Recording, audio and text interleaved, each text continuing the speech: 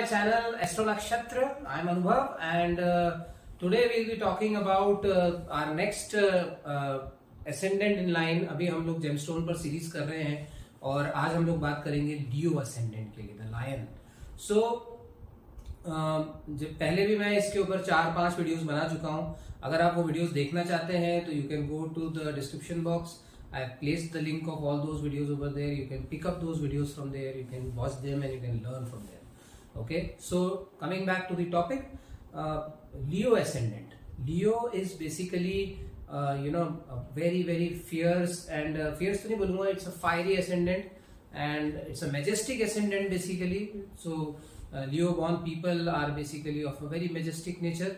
और जैसे एक शेर होता है उस तरह से एंड काफी डोमिनेंट होते हैं. थोड़ा सा इनका ईगो भी हाई होता है, राइट. और एक बार एक बार कुछ सोच लिया तो करना है, बहुत स्ट्रांग बिल्ड होते हैं, राइट.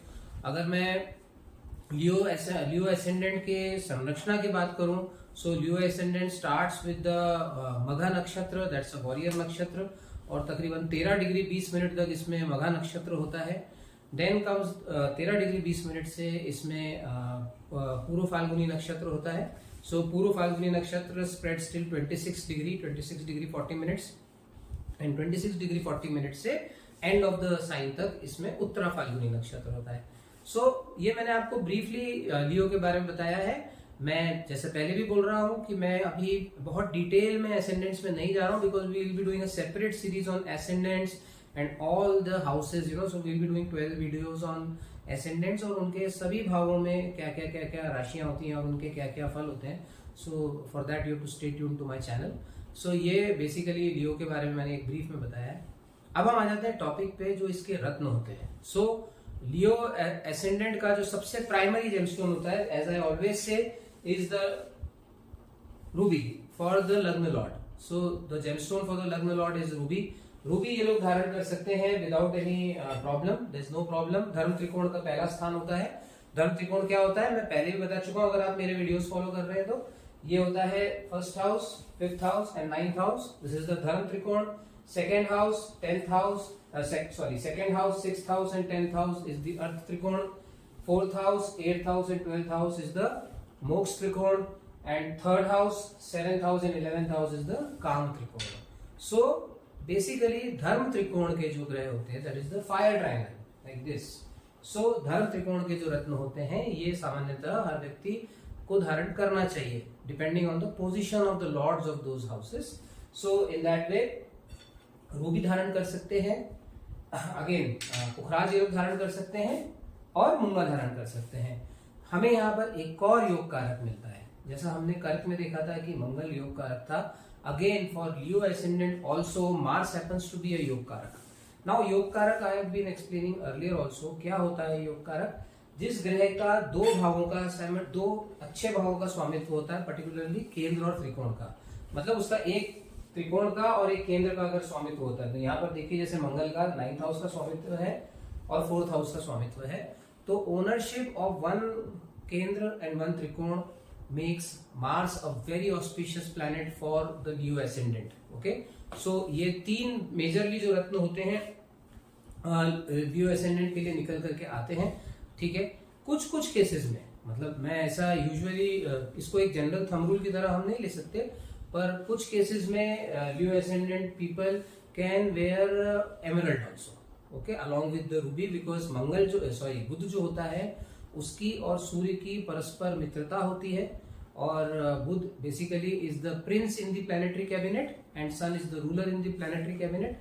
और यूजुअली बुध जो होता है वो सूर्य के आसपास ही होता है. अगर एस्ट्रोनॉमिकली भी आप देखेंगे तो सूर्य के आसपास ही बुध पाया जाता है. Okay, so there is no problem.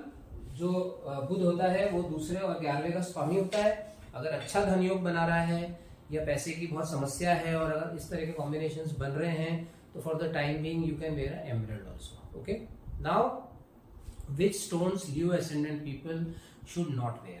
These are not the favorable stones for the Leo ascendant people.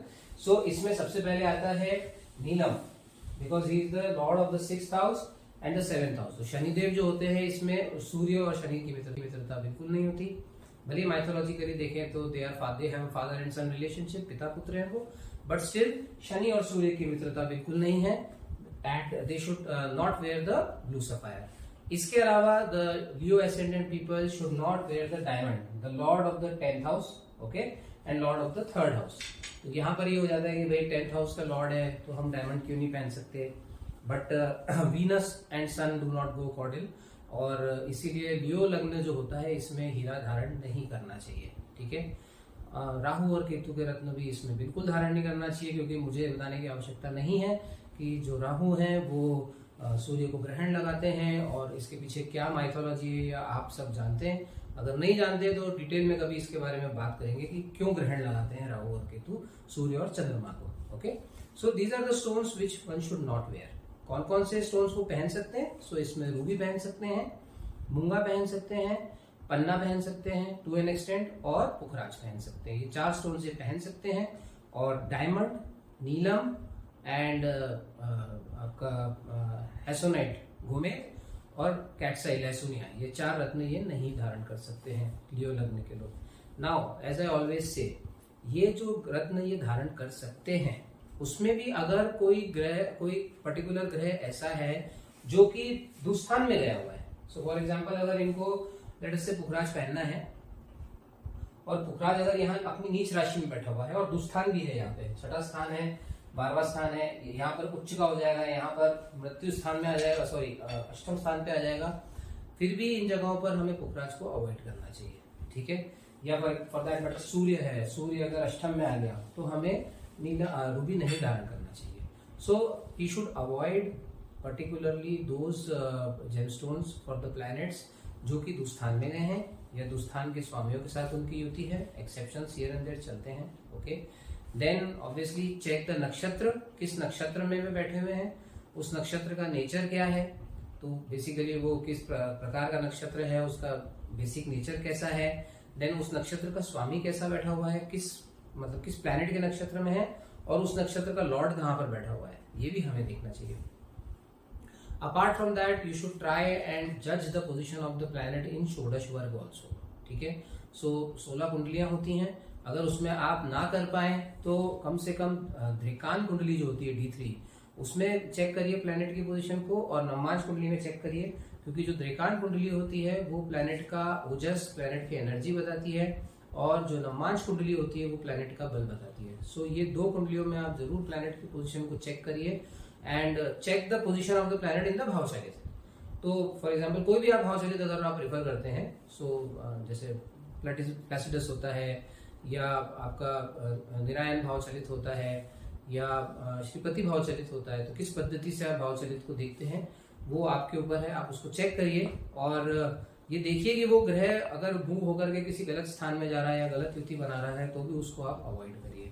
सो ये बेसिक है, ये मतलब रत्न चयन जो है basically it is a very very detailed science, बहुत डिटेल में इस पे चर्चा होती है हर रत्न पे। तो किसी अच्छे एस्ट्रोलॉजर को अपनी पत्रिका दिखा करके, अपनी कुंडली चेक करा के, check your horoscope, get it checked from a very good astrologer, and then only go for gem selection. If you want consultation from me, you can get in touch with me. My details are given in the channel description. And if you like this video, please share and subscribe to my channel, and don't forget to press the bell icon so that you keep getting the updates for my upcoming videos. Thank you so much.